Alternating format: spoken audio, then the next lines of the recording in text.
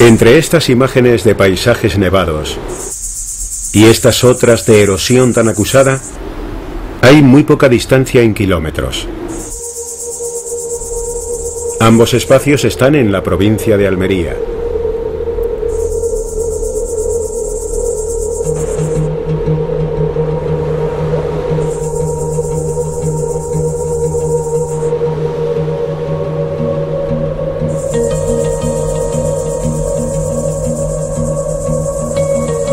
Esta provincia española forma parte de la única zona europea calificada como de muy alto riesgo de desertificación, según el Mapa Mundial de Riesgo, elaborado por la FAO y la UNESCO.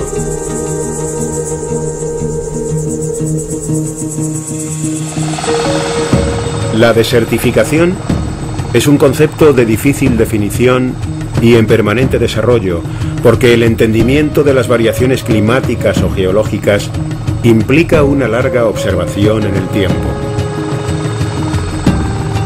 La destrucción del suelo, al ser arrastrado por el agua o el viento, supone en todo el mundo la pérdida de entre 5 y 7 millones de hectáreas de tierra cultivable cada año, según datos de la FAO. En la península ibérica, la degradación de los suelos es un problema de primera magnitud.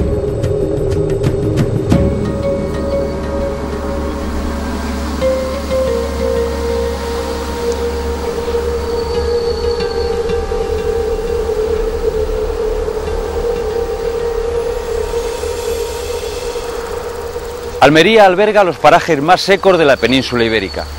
Sin embargo, en el extremo norte de la provincia nos encontramos con un paisaje muy alejado de la aridez típica del sureste español.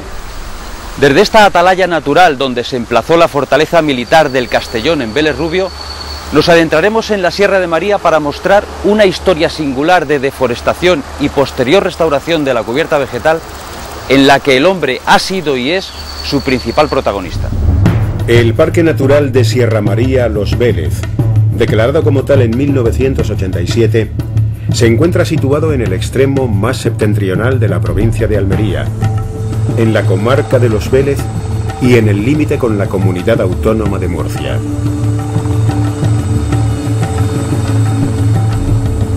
Esta sierra está constituida por 4 núcleos montañosos: la propia Sierra de María, La Muela, El Gabar y Sierra Larga, todos ellos con una orientación predominante este-oeste. Las alturas de sus sierras, de poco más de 1000 metros de altitud media y con alturas máximas de 2000, producen un efecto pantalla que permite a los frentes nubosos descargar la lluvia sobre ellas y permiten unas mejores condiciones para el desarrollo de la vegetación.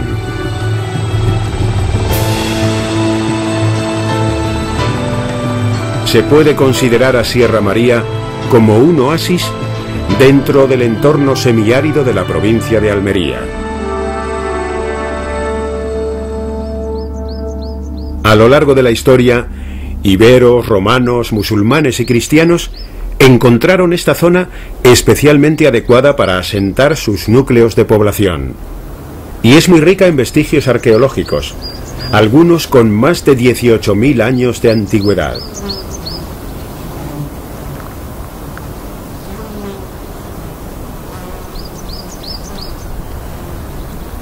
Aquí se encontró, pintada en un abrigo rocoso al pie del monte llamado Maimón Chico, la popular figura del Indalo, que hoy representa y simboliza a toda la provincia de Almería. La naturaleza caliza del suelo permite la formación de quebradas, cuevas y grietas, creando un paisaje extremadamente agreste, que permite la pervivencia de numerosa fauna salvaje, así como de una flora específica.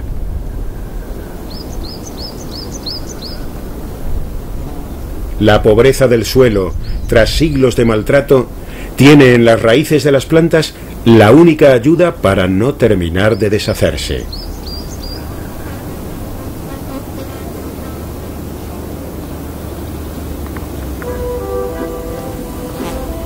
En las laderas no arboladas, las plantas aromáticas se adueñan del paisaje, tapizando de olor y color todos los rincones del suelo.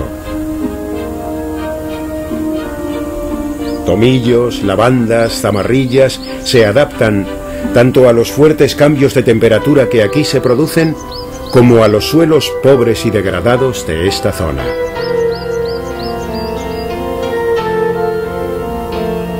En primavera, las pequeñas flores de tantas especies forman mosaicos de color en las laderas de los montes, y su variedad ha ejercido una singular atracción sobre científicos y botánicos de todo el mundo. El aislamiento de muchos lugares de esta sierra ha permitido que sea muy rica en especies endémicas que solo pueden encontrarse en estos enclaves. Especies como la centaurea mariana o la nepeta hispánica están confinadas entre los roquedales aislados de estas sierras.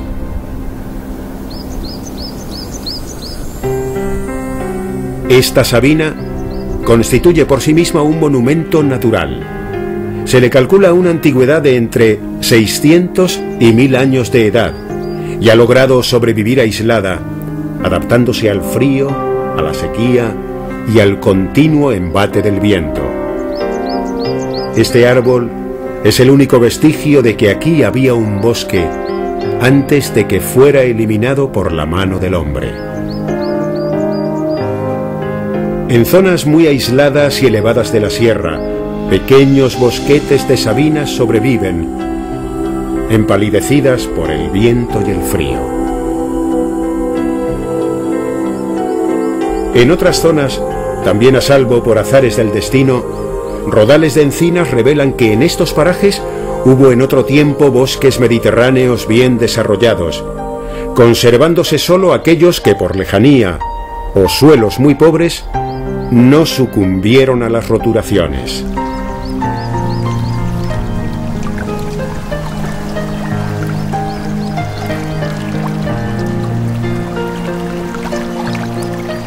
Toda la comarca es muy rica en aguas subterráneas que afloran en pozos y manantiales.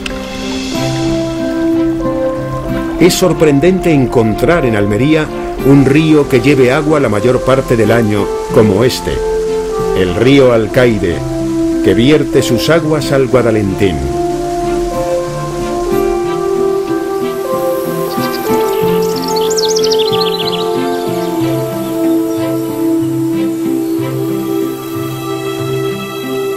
La riqueza acuífera de esta zona ha sido uno de los factores, junto a los recursos agrícolas, forestales y de caza, que han permitido el continuo poblamiento de la comarca.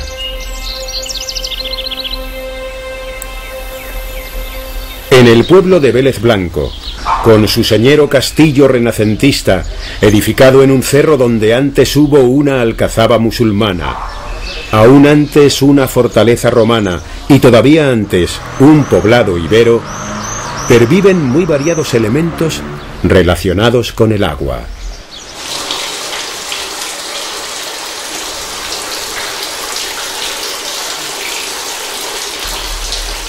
Molinos y fuentes, aljibes y lavaderos, acueductos y acequias son la expresión todavía viva de una cultura del agua que alcanzó su máxima expresión durante el periodo de dominación árabe.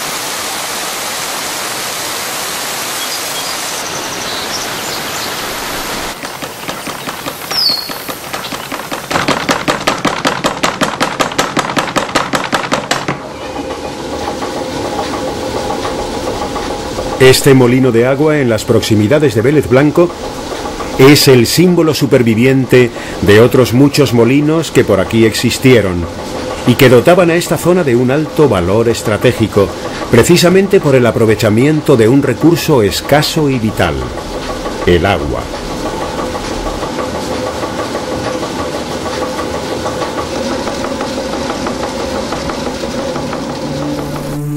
Con la expulsión de los moriscos a finales del siglo XVI, se pierde una concepción de la agricultura de bajo impacto, casi de subsistencia, donde los cultivos de secano y la ganadería tenían una importancia secundaria. Los nuevos moradores cristianos, a los que se les otorga tierras en esta zona, inician una nueva etapa con un planteamiento agrícola diferente.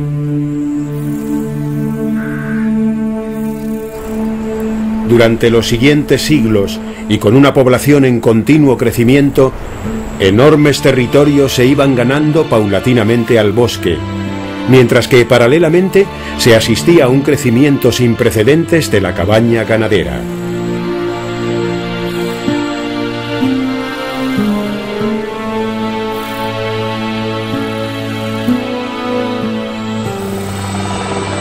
Lo que había sido el hábitat de osos, cabras, venados, corzos y jabalíes en siglos pasados, ya no es más que un pálido recuerdo de los bosques que aquí hubo, y que fueron quemados, talados y roturados para transformarse en inmensos campos para el cultivo del cereal.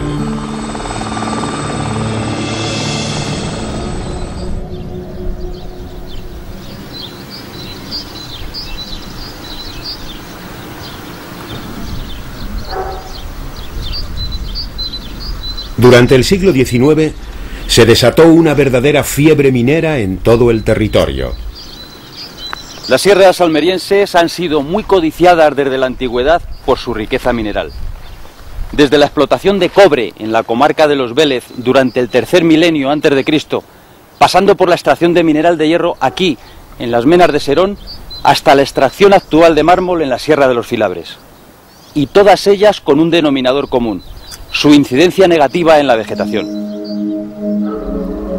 Desde 1860 comenzaron a explotarse diversos yacimientos de mineral de hierro en la mayor parte de estas sierras, con desigual fortuna a lo largo del siglo siguiente.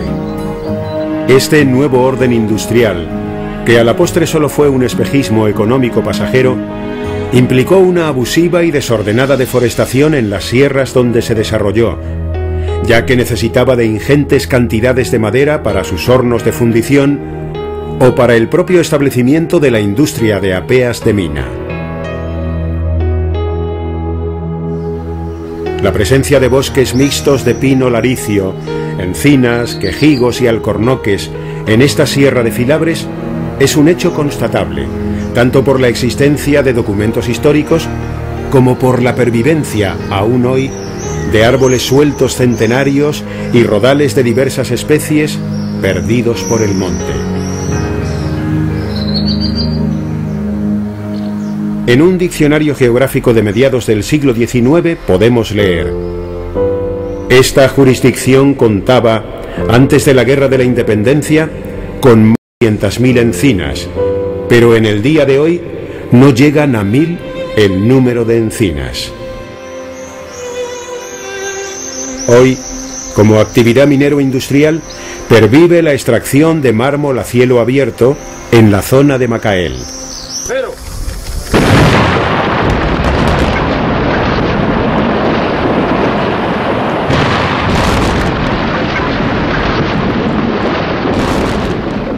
El mármol de esta zona, ya desde la época musulmana, gozaba de gran prestigio, y de aquí se extrajeron los materiales para la construcción de la Alcazaba de Almería y la Alhambra de Granada. Pese a que la extracción de mármol es uno de los cimientos de la economía provincial, no se puede obviar el alto coste medioambiental que conlleva este tipo de minería a cielo abierto. Contaminación atmosférica, alteración de acuíferos por el vertido de lodos y residuos, además del impacto visual, cuyas llagas sobre el terreno se dejan ver incluso desde los satélites espaciales, son el tributo de una actividad a veces seriamente descontrolada por los poderes públicos. La minería y un planteamiento agrícola depredador han sido los dos grandes males históricos de todo el levante español, siempre con un enemigo común a batir: el bosque.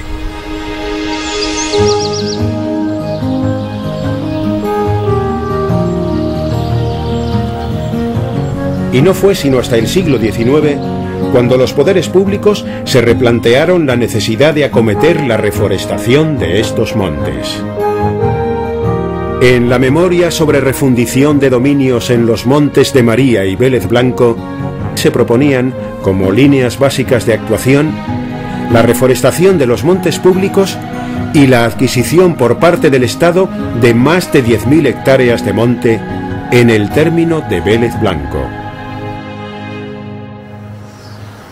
En 1898 el ingeniero de montes Domingo Olazábal redactó la primera memoria en la que advertía del lamentable estado en el que se encontraban los montes de la comarca de Los Vélez.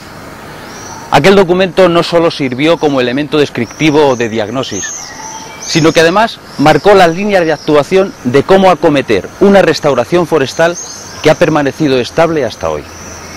Esa estabilidad ha sido fruto de la esencia que impregnó su propuesta, que no fue otra que la de considerar a estos montes como verdaderos bosques protectores.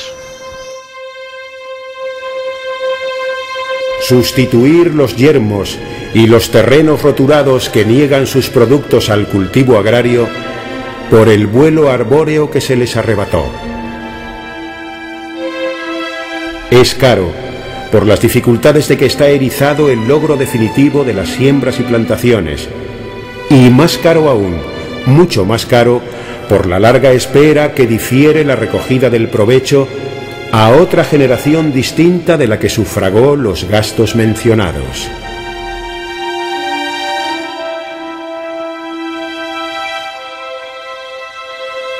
Las actuaciones para la restauración de la cubierta vegetal consistieron básicamente en la construcción de diques en los ríos y barrancos para evitar nuevas erosiones y escorrentías, y en la repoblación forestal con pino carrasco. Pequeñas casas forestales se edificaron aquí y allá, y se construyeron viveros para la producción de plantas que ya nacieran adaptadas al clima y altitud del terreno. Para la plantación de los árboles, la siembra del piñón fue el método utilizado hasta el primer cuarto de siglo. Posteriormente comenzaron las plantaciones con plantas a raíz desnuda. En algunos casos sobrevivieron todas ellas, llegando a contabilizarse hasta 6.000 plantas por hectárea. En algunas zonas de Solana resulta asombroso el arraigo de estos árboles, hoy ya centenarios pese a su escasa apariencia, en terrenos tan castigados por el calor y por la pobreza de sus suelos. Su instinto de sobrevivir les hace agarrarse a una tierra sedienta y surcada por las heridas de los barrancos.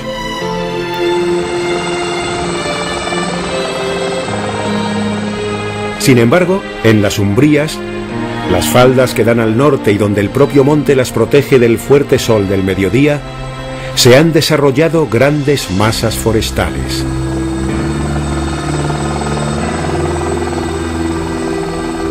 En 1898, Olazábal había descrito el monte de El Gabar como un monte en el que no había más que romeros y aliagas, con algún chaparro y escaso pinar joven. En 1958, 60 años después de esta descripción, su paisaje ya había cambiado considerablemente. Existían unos 49.000 pinos con diámetros superiores a 17 centímetros.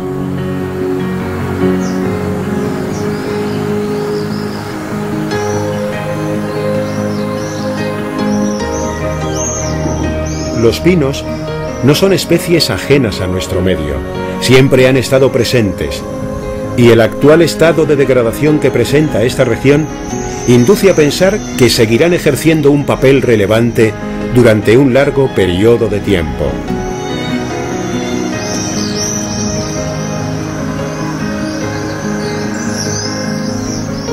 Por debajo de los pinos crece hoy un sotobosque cuyas principales especies son encinas, coscojas, espantalobos, sabina mora o enebros, junto con aliagas y romeros. Parece como si la naturaleza quisiera recobrar el terreno perdido, y sin duda, la sombra y la protección de los pinos favorecen esta regeneración.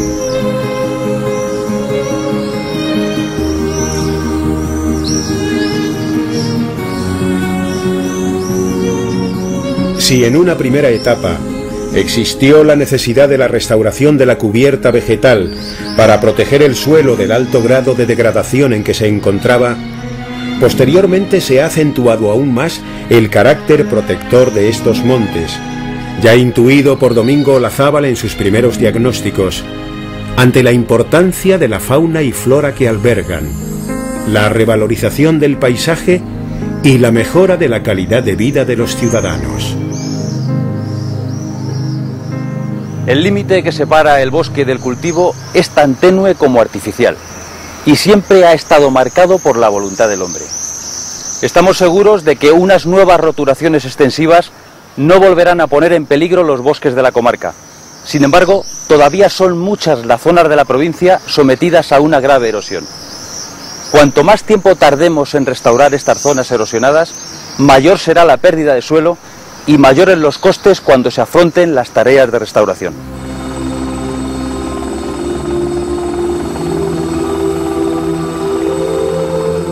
Nunca conoceremos cómo de impresionantes fueron estos bosques en otro tiempo.